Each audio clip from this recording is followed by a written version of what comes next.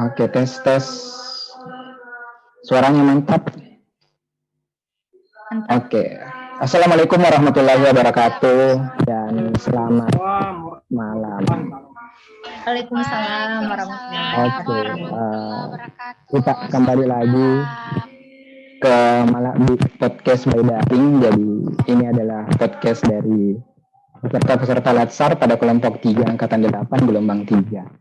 Nah, sekarang kita ini sudah masuk ke episode 2. Nah, sekarang dengan narasumber, dua narasumber yang berbeda, yaitu pertama Pak Rafli. Halo Pak. Assalamualaikum.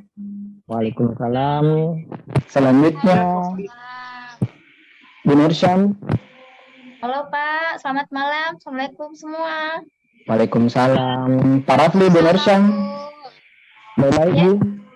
Alhamdulillah, baik Pak Fadil. Alhamdulillah.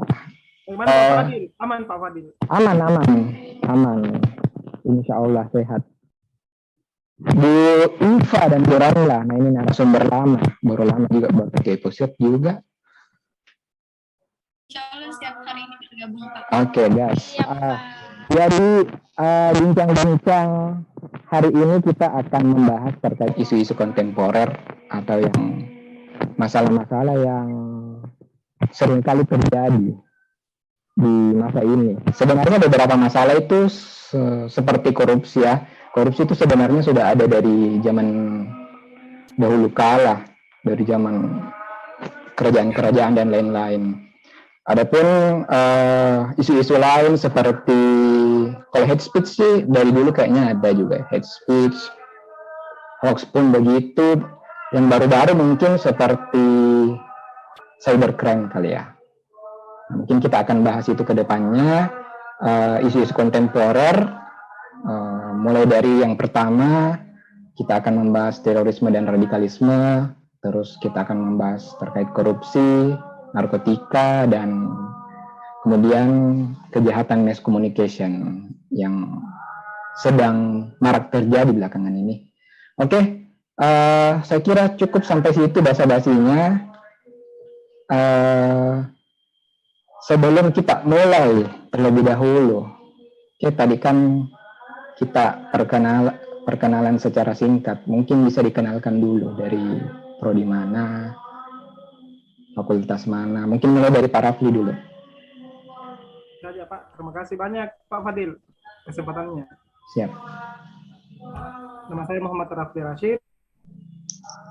Saya salah satu dosen ini Teknik Informatika di Fakultas Teknik Universitas Sulawesi Barat. Dan alhamdulillah bersama teman-teman lulus jadi CPNS ini ya. Nah, ya, kita selesainya CPNS-nya bersamaan semua dan Amin Pak. Saya kembalikan atau langsung lanjut saja? Langsung lanjut mungkin ke Bu Nursyam. Oh iya, baik Pak Fadil. Terima kasih banyak atas kesempatan yang diberikan. Jadi perkenalkan, nama saya Nursyam Managuna. Kemudian saya kapasitasnya saat ini adalah dosen di program studi pendidikan matematika Universitas Sulawesi Barat. Nah, hari ini kita akan bincang-bincang podcast seputar isu kontemporer ya. Semoga nanti ilmunya bisa bermanfaat bagi kita semua, terutama bagi penonton nantinya. Baik, saya kembalikan ke Pak Fadil. Oke, mungkin Bu Iva. Ya, terima kasih Pak Fadil. Sama-sama. Kali kedua ya kita lakukan bincang-bincang santai ini. Jadi mungkin kembali memperkenalkan, mungkin ada penonton baru yang melihat video kita. Jadi nama saya Musrifah Tahar. Saya sekarang salah satu dosen di program studi pendidikan biologi Universitas Sulawesi Barat. Oh ya, dari biologi. Ada dari matematika, biologi, ada dari teknik. Ya, Bu Ramla. Ya, terima kasih atas waktunya Pak Fadil. Perkenalkan, saya Ramla. Saya di sini bersama dengan Bu Musrifah juga dari Pendidikan Biologi, Fakultas Keguruan dan Ilmu Pendidikan Universitas Sulawesi Barat. Oke, jadi ada dua dari biologi, narasumber lama, kemudian narasumber baru, rekan saya dari matematika, Bu Nursyam ya. Episode sebelumnya Ya, Rata dari pendidikan. kami berempat ini pendidikan, Pak. Dia dari matematika, dia biologi. Episode sebelumnya saya yang sendiri dari matematika, ternyata pada episode ini ada lagi yang sendiri, Pak Rafli sendiri dari teknik ya. Oke. Iya. Memberi warna baru. Ya, supaya tidak monoton juga, tidak pendidikan semua. Kita mau dengar juga pendapatnya dari Fakultas Teknik ini bagaimana. Oke, kita langsung saja lanjut, cukup basa-basinya. Terkait isu kontemporer ini, saya kira ada banyak isu yang marak terjadi sekarang ini. Mungkin salah satunya kita pernah dengar yang namanya terorisme dan radikalisme. Khususnya terorisme dan radikalisme ini kebetulan karena saya ini dari Makassar juga, dulu tuh sempat ada bom. Jadi lumayan dekat terjadi ya dari rumah, apalagi dari sekolah saya dulu. Kebetulan saya sudah bersekolah di SMP 6 Makassar, jadi lumayan dekat dari sana. Yang gereja itu kan. Iya, betul sekali Pak. Sering Tahun lewat. berapa itu Pak? Tahun berapa itu lagi kejadiannya? Kayaknya belum cukup lama juga. Iya. Karena Itu saya- yang di mall itu Pak Fadil ya. Ya, Yang di mall itu Oh, yang iya. di mall, ada yang di mall apa yang sampingnya Mari itu. ya sempat ada juga, Oh, iya. sempat ada. Betul. Ya. Oke, jadi ada banyak belakangan ini terjadi marak terorisme, apalagi yang radikalisme. Saya kira beberapa tahun ke belakang karena gejolak-gejolak di Indonesia ini banyak sekali yang lumayan radikal ya.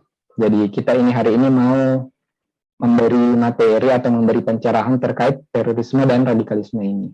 Nah, mungkin karena Pak Rafli ini sendiri dari Fakultas Teknik, nah mungkin saya persilakan dulu Pak Rafli. Oke, terima kasih Pak Fadil. Sedikit ya pengantar tentang ini terorisme. Mungkin saya juga dari teknik ya. Mungkin bau-baunya kalau kita berbicara radikalisme itu adalah bom. Ya, Dan bom itu biasanya dikerjakan oleh orang teknik. Iya Pak. Tapi mudah-mudahan tidak seperti itu. Sedikit gambaran tentang radikalisme. Radikalisme itu apa ya? Suatu perbuatan yang ini ya mengancam dengan cara kekerasan. Dia menyebarkan ini isu ke masyarakat bahwa menanamkan ketakutan kepada masyarakat banyak. Itu yang paling dihindari. Apalagi di kampus kemarin kalau tidak salah ingat masih di bulan Juni 2022 ini ada salah satu mahasiswa di perguruan tinggi di Jawa Timur itu ini terjaring Densus 88. Beliau itu mahasiswa ini masih sangat muda, angkatan 2019. Ini yang menjadi tantangan kita sebagai insan akademik yang bekerja sehari-harinya itu di kampus dan sering-sering bersinggungan dengan mahasiswa, di mana menurut saya mahasiswa itu begini sangat rentan dengan hal, kalau kita berbicara tentang terorisme, radikalisme, mereka sangat rentan untuk dipengaruhi karena mereka sementara dalam masa pembelajaran atau masa di mana mereka diisi seperti itu. Jadi untuk menghadapi ini dibutuhkan itu kolaborasi atau kerjasama antara pihak seluruhnya di civic itu dosennya dan segala macamnya, bahkan rektornya itu ada kemarin isu juga itu ada salah satu rektor yang terindikasi ada terorisme di situ. Dan berbicara terorisme itu tidak jauh dari radikalisme, itu selalu kaitannya itu sangat erat. Kalau kata-katanya orang dulu itu seakan-akan kayak seperti mata hitam dan mata putih, itu tidak bisa dipisahkan. Radikalisme dan terorisme itu sudah satu padu begitu. Jadi untuk mencegahnya itu perlu kolaboratif juga sih. Maksudnya kita kolaborasi bersama teman-teman yang lain, bukan cuma di kampus, tapi di segala macam sektor ini juga, di segala sektor, baik itu di umum, di masyarakatnya. Jadi dibutuhkan itu. Jadi untuk mungkin sampai itu dulu, tapi secara besarnya saya ingin ini ada kata-kata saya bahwa terorisme dan radikalisme itu tidak beragama ya. Itu yang mau ditanamkan. Ya, Terorisme betul dan sekali. radikalisme itu tidak beragama. Jadi jangan menggiring sesuatu. Biasanya mereka ada beberapa orang yang menggiring terorisme dan radikalisme itu ke agama. Padahal terorisme dan radikalisme itu berbeda, sangat jauh berbeda dari agama. Bahkan tidak beragama. Oke, mungkin itu saja Pak Fadil tentang terorisme, pengantarnya ya. Mungkin teman-teman lain ada yang ingin ditambahkan atau ada pengalaman khusus. Tentunya kayak Pak Fadil tadi kayak di Makassar. Dan alhamdulillah di Sulawesi Barat ini alhamdulillah masih tergolong aman. Bahkan 0% itu angka terorisme dan radikalismenya di sini. Alhamdulillah. Wah, Oke, terima kasih Pak Fadil. siap. Wah, Ya. materi yang sangat bagus ya, penyampaian yang sangat bagus. Terorisme dan radikalisme itu tidak beragama. Ya, Jadi betul karena sekali. di agama manapun tidak ada yang namanya kekerasan, tidak ada yang namanya pemaksaan. Jadi kalau ada yang bilang, wih, ini dari orang Islam ini yang pergi mabon, ya mungkin Islam KTP, Oknum Pak, oknum Pak Fadil. oknum ya, oknum. Oknum. Kita sebutnya oknum, Betul. khusus itu. Khusus juga yang kayak mahasiswa tadi Pak Fadil, oknum juga itu. Dia tidak menggambarkan seorang mahasiswa. Ya, Walaupun betul. pengadilan hakim memvonis beliau adalah termasuk anak cerdas. Bahkan IP-nya itu di atas 3,00 lebih. Dan banyak ikut ini pengkajian, tapi ya masih terpapar. Berarti itu tanggung jawab bersama. Ya, betul. Tanggung jawab bersama, bukan cuma dari pihak dosennya saja, tapi kayaknya orang tua juga, kemudian pimpinan dan lain-lain, pemerintah juga perlu turut andil ya dalam mencegah secara dini, lebih dini lah, supaya tidak ada lagi mahasiswa-mahasiswa terpapar yang sementara mencari jati diri tapi salah jalan. Wah, pengalaman Pak Rafli mungkin ada pengalaman tidak? Pengalaman langsung, baik itu di sekitar. Saya Pak ada Alhamdulillah pengalaman langsung. alhamdulillah sejauh ini saya tidak ada. Alhamdulillah sejauh ini. Pak Rafli tidak ada. Menarik ini Bu Ana. Wah, Ternyata Bu Ana ada. lumayan aman-aman juga ya hidupnya, alhamdulillah. Mudah-mudahan kita ke depannya bersama-sama juga berkolaborasi agar lingkungan sekitar juga tidak ada seperti lingkungannya Pak Rafli. Mudah-mudahan tidak ada ini. Bagus ini. Artinya kerjasamanya. Diana mungkin. Iya Pak, jadi saya mau sedikit cerita nih kalau terkait terorisme ya. Jadi ada nih sepupu saya, ini merupakan sepupu satu kali, jadi sangat dekat, keluarga yang sangat dekat.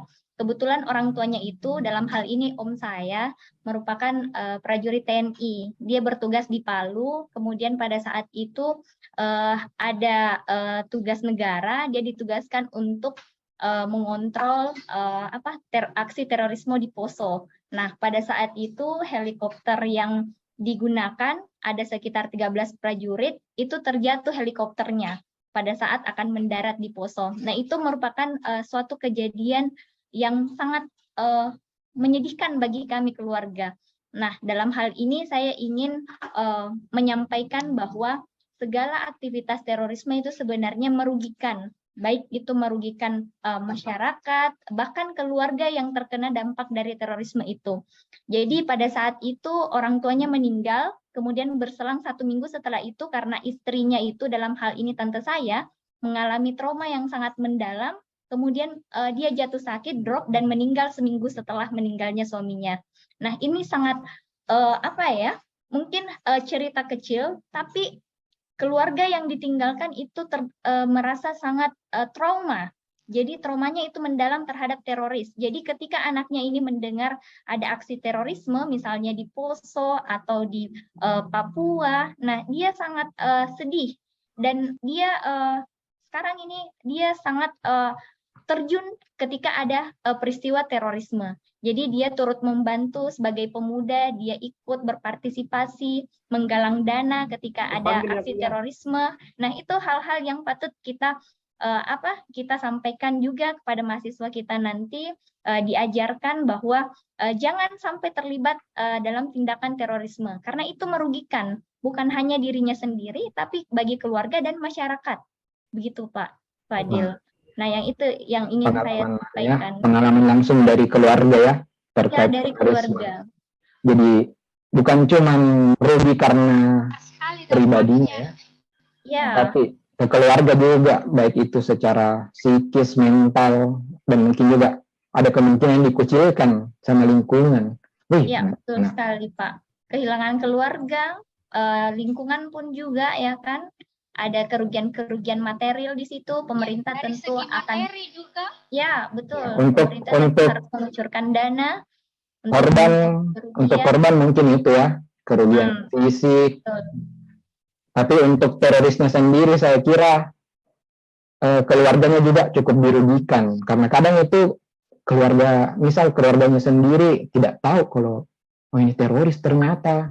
Ya betul sekali Sampai, Pak, terorisme. Ya betul. Sampai diketahui, ini bapaknya teroris, nanti dikucilkan. Waduh.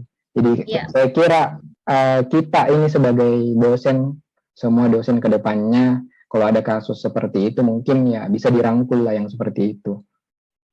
Ya, sedikit tambahan juga Pak Fadil. Ya, siap.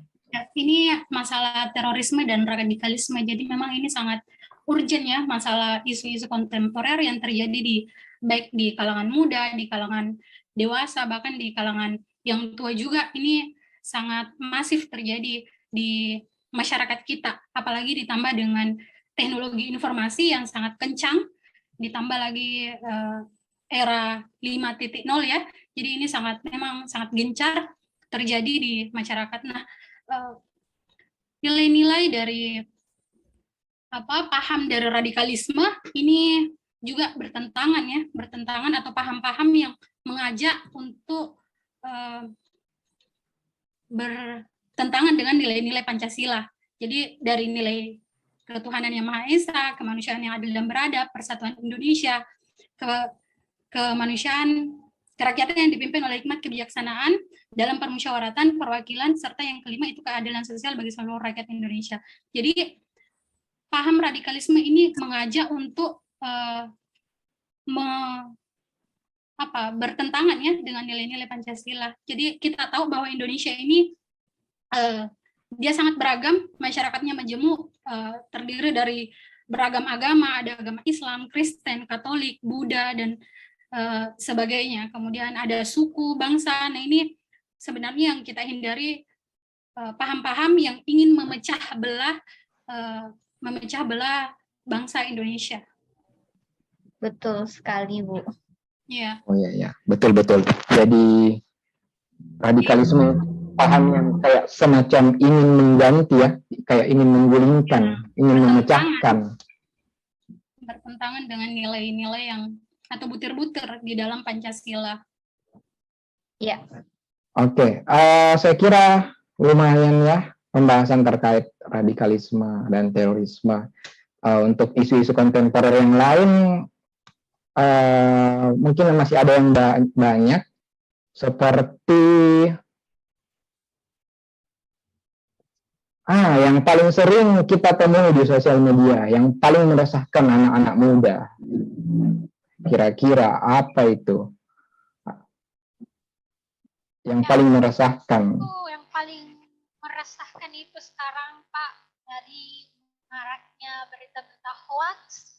Iya. Di media sosial. Wah, itu sekarang sangat merajalela. Oh iya, hoax ya? Iya, karena berita-berita palsu. Terlihat mungkin, iya Pak, mungkin ini penyebabnya karena ruang media sosial kayaknya sangat terbuka ya. Kalau kita lihat siapapun bisa mengakses, bukan hanya kita yang mungkin ya sudah bisa memilah mana yang baik dan benar, tapi anak-anak pun sekarang sudah bisa bermedia sosial, dan dampak dari hate speech, berita hoax, dan keburukan-keburukan yang ada di media sosial itu sangat berbahaya sekali Pak Fadil.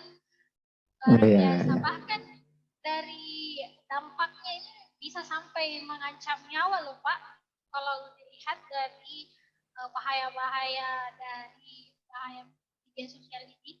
Kalau kita lihat dari berita-berita ya Pak ya. Oh iya, betul. Jadi kejahatan di sosial media ya, ujaran kebencian atau hoax yang mungkin bisa jadi gara-gara itu menimbulkan ada orang langsung pergi mentemui, pergi memukul, pergi menghilangkan nyawa atau segala macam. Kemudian ada juga ini yang saya kira merasakan anak muda ini yang hoax yang biasa ditemui di grup-grup keluarga. Ya, Share sesuatu. Itu sangat cepat terpengaruh ya. Ya, mungkin kita Betul. sebagai keluarga itu kadang apa ya? Kadang sungkan untuk kasih tahu. Saya sendiri juga kadang mau kasih tahu keluarga berita yang bisa palsu. Ini untuk Perlu kan kayaknya cara khusus itu sama-sama Pak untuk mengedukasi. penanganan itu. Ya, Kak Rafli? apalagi ibu-ibu. Diperlukan cara khusus untuk penanganan itu. Cara Kalau di kampus teknik kemarin itu banyak penelitian yang ini untuk pencegahan hoax. Jadi ada semacam aplikasi untuk mendeteksi berita hoax dengan pencacahan kata-kata. Ada sudah banyak seperti itu. Dan itu adalah salah satu masalah terbesar di dunia saat ini. Iya, betul. Sampai bahkan di dunia ya. Tapi alhamdulillah kita para ahli ini, pada praktisi ke depannya sudah banyak penelitian yang untuk mencegah. Sampai-sampai yang di teknik sudah bikin aplikasi, sudah ada penanggulangannya ya. Jadi mungkin lebih butuh ke sosialisasi ke depannya. Apalagi kalau mau pakai aplikasi-aplikasi, kita sosialisasikan ke keluarga supaya tidak ada lagi yang apa namanya dapat berita di Facebook atau di mana langsung di-share. Tidak ada filter-filter. Adanya filter berupa aplikasi ini yang lebih memudahkan, saya kira bisa membantu. Bagaimana Bu Ramlah? Ada tanggapan? Edukasi sih Pak, ini edukasi yang penting digalakkan di masyarakat, baik di tingkat sekolah, di tingkat RT, di tingkat desa, kelurahan, kecamatan, kabupaten, bahkan di tingkat nasional ini perlu digalakkan edukasi pentingnya untuk membedakan berita yang benar dan berita yang bohong. Ini penting untuk bagi seluruh kalangan SD, anak sekolah, SMP, SMA, hingga di perguruan tinggi. Oh iya, Saya rasa betul. Perlu adanya edukasi, perlu adanya sosialisasi, karena kadang orang-orang sekarang tuh tidak tahu ya, tidak sadar kalau dirinya itu sudah menjadi penyebar hoax. Jadi penyebar hoax itu kan ada dua, ada penyebar aktif, ada penyebar pasif, atau pelaku aktif, pelaku pasif. Ya, pelaku aktif ini ya jelas dia bikin berita palsu, berita-berita yang merugikan. Nah, pelaku pasif ini yang paling banyak ditemui di grup-grup keluarga. Yang dapat berita share. Waduh. Yang forward militants. Nah, forward. Berita yang sudah di forward lagi. Iya. Jadi memang sangat masif ya Pak. Waduh. Yang like saja itu sudah termasuk itu pasti. Yang like, sempat ada berita hoax, dia like. Nah, iya. Betul. Artinya dia kayak semacam mempercayai ya validitas dari berita itu, betul-betul yang like, apalagi yang share, waduh, betul-betul. Yang kasih reaction love, waduh. Oke, itu tadi terkait kejahatan di sosial media yang ada. Nah, ada lagi ini yang terkait biasanya dengan pemerintah yang sangat dikhawatirkan oleh anak-anak muda. Nah, kira-kira apa yang sangat merugikan? Kita sudah bayar pajak, tapi kok nah, mungkin Bu Ana, kira-kira apa Bu Ana isunya ini? Korupsi, Pak. Nah, korupsi. Itu korupsi. Nah, tikus berdasi. Nah, bagaimana pendapatnya ini Bu Ana? Tikus berdasi ini bagaimana ini? Kalau menurut saya sih Pak ya, korupsi itu memang satu hal yang sangat meresahkan bagi kita, terutama di Indonesia nih ya. Kita terkenal negara yang kaya sumber daya alam, melimpah. Seharusnya kita sudah kaya, tapi ternyata kita miskin. Kenapa? Karena banyak pejabat-pejabatnya, yang korupsi, seperti itu. Jadi ini merugikan sekali, Pak, merugikan negara dan kita juga masyarakatnya terdampak. Banyak rakyat yang jatuh miskin, banyak yang sebenarnya wajibnya disalurkan bantuan sosialnya ke rakyat malah tidak tersalurkan karena ada beberapa oknum-oknum yang memilih untuk meraup kepentingan pribadi di situ. Nah, itu sebenarnya salah satu hal yang sangat miris sekali. Jadi mereka pelaku korupsi itu, saya rasa mereka itu krisis moral di sini. Mungkin Pancasilanya sudah menurun, paham wawasan kebangsaannya itu tidak terlalu tertanam, maka jadilah korupsi. Kenapa sih sebenarnya bisa muncul korupsi di negara kita itu? Sebenarnya ada beberapa faktor, Pak. Jadi yang pertama itu karena yang tadi, moralnya tidak ada, kemudian mereka tidak punya ideologi, dan mereka tidak punya prinsip hidup. Kemudian agamanya juga itu penting, imannya harus kuat di situ. Karena ketika kita sudah pegang uang nih, misalnya uang negara, pasti itu ada sedikit niat untuk mengambilnya. Nah, kalau imannya itu tidak kuat, bagaimana? Nah, makanya yang ingin saya mau tekankan adalah bagaimana kita nanti mendidik mahasiswa kita dalam proses pembelajaran, kita harus mengajarkan bagaimana sih untuk melatih diri kita untuk tidak terjerumus dalam tindakan-tindakan korupsi. Nah, salah satunya saya pernah mengikuti pelatihan TOT anti korupsi. Jadi dalam merancang proses pembelajaran, kita sisipkan di situ contoh-contoh bagaimana sih agar kita tidak korupsi waktu misalnya, harus disiplin dalam datang ke kelas, kemudian anak-anak juga, mahasiswa harus disiplin. Nah, itu yang pertama itu. Jadi yang pertama kita tanamkan bagaimana mereka bisa disiplin waktu. Nah, jangan korupsi waktu. Karena kalau kita korupsi waktu, nanti pertanggungjawabannya di akhirat juga itu masuk. Nah, seperti itu. Kalau sudah bisa di situ diatasi, nah nanti berhubungan dengan uang dan lain-lain sebagainya, nepotisme apa dan segala macamnya itu akan ikut. Kalau landasannya sudah bagus. Seperti itu, Pak, rasanya.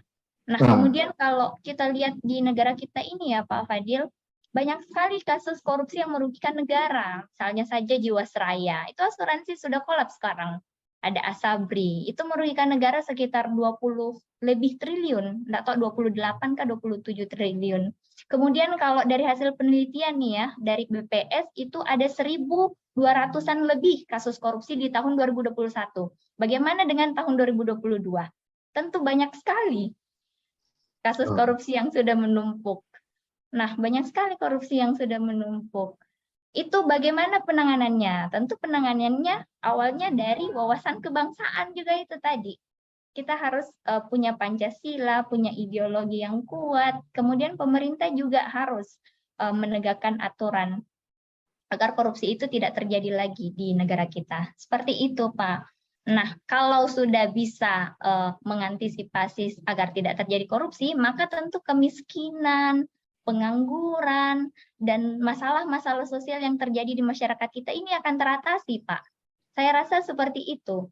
Jadi kalau korupsinya sudah kita minimalisir, tentu masyarakat kita juga akan merasa aman. Dan mereka akan fokus dalam mengembangkan sumber daya manusia mereka, SDM mereka.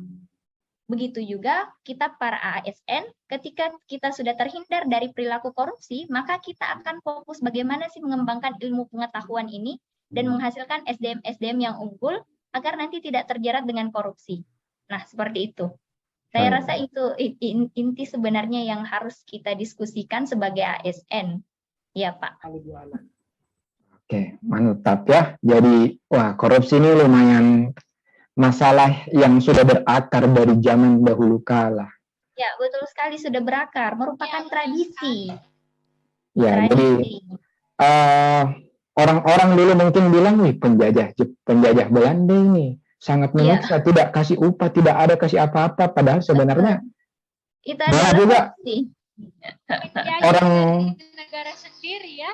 Penduduk dikasih bayaran, tapi yang dikasih ya ngelep. Ada kata-katanya Soekarno itu, Pak.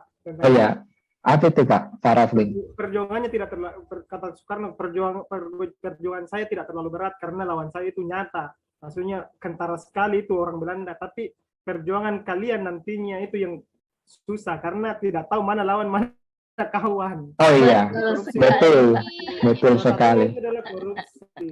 Tidak ditahu ini, tiba-tiba "Ih, ternyata ini korupsi. Iya, Atau mungkin dia menjebak kita atau apa ya. Aduh. muka-muka alim Pak. Ternyata Iya, Pak. Betul. Biasa kadang penampilan menipu ya, kadang kita tidak mungkin ini korupsi. Tapi ternyata dicek, hah? Jadi ini dampaknya Iya. luar biasa ya Pak, menurunkan kualitas dan kuantitas pelayanan ataupun produk pelayanan kepada masyarakat yang tadinya mungkin outputnya bisa atau kualitas target outputnya bisa 100%, itu bisa 50% saja yang sampai di masyarakat. Jadi impact-nya ya kembali ke masyarakat juga yang akhirnya dirugikan, baik dari segi kualitas, kuantitasnya pun juga menurun. Oke. Saya kira itu ya terkait korupsi. Nah, mungkin kita ke isu yang terakhir coba kita bahas karena kita terbatas waktu juga. Berawalan M. Anak biologi biasa mungkin tahu ini. Bu Ramla mungkin anak biologi. Ya, ini singkat saja ya mengenai narkoba. Jadi ini narkoba. Ya. Apa ya? Ini salah satu zat ya. Jadi narkoba ini singkatan atau akronim dari narkotika, psikotropika, dan zat adiktif lainnya. Jadi sifatnya dia adiktif. Jadi ketergantungan, menyebabkan siapapun yang menggunakan itu menjadi tergantung. Jadi kalau tidak ada zat-zat ini, mereka akan kewalahan ya, atau merasa sakit, sehingga mereka berupaya sedemikian rupa supaya bisa mendapatkan barang narkoba tersebut. Jadi ini jika dibiarkan, dampaknya tentu akan sangat buruk ya bagi generasi muda atau generasi penerus bangsa, dan lagi-lagi ini juga bertentangan dengan nilai-nilai atau butir-butir di dalam Pancasila. Ini jika dibiarkan akan muncul gejala dalam intensitas berat ya, seperti penurunan kesadaran, kemudian henti nafas, kejang-kejang, serangan jantung, kemudian gangguan psikologis. Ini paling penting juga ya. Jadi psikologis bagi para generasi milenial atau generasi penerus bangsa ke depannya ini perlu untuk dijaga terus supaya mereka bisa selalu dalam kondisi yang sehat, kemudian psikologisnya juga tumbuh dan berkembang dalam kondisi yang optimal tanpa ada pengaruh dari narkoba ini. Jadi sangat penting untuk ditingkatkan ya kesadaran diri di semua kalangan, dimulai dari keluarga kita, kemudian di lingkungan sekitar kita, di lingkungan kerja, apalagi kita nantinya akan menghadapi mahasiswa. Nah ini tentu godaan-godaan seperti zat-zat narkoba ini tentu tidak terelakkan, sehingga memang harus digalakkan sosialisasi mengenai dampak negatif yang ditimbulkan dari narkoba ini sendiri. Ya, rasa itu. Oke. Teman-teman yang lain ada yang ingin? Ya, Bu Iva mungkin, Bu Iva, bagaimana Bu Iva? Kayak narkoba. Narkoba. Juga ini sangat mengancam ya, terutama generasi muda yang penerus bangsa ini sangat mengancam, karena kalau kita lihat ya dari kerja di lingkungan kecil pun bisa terjangkit narkoba ini loh Pak.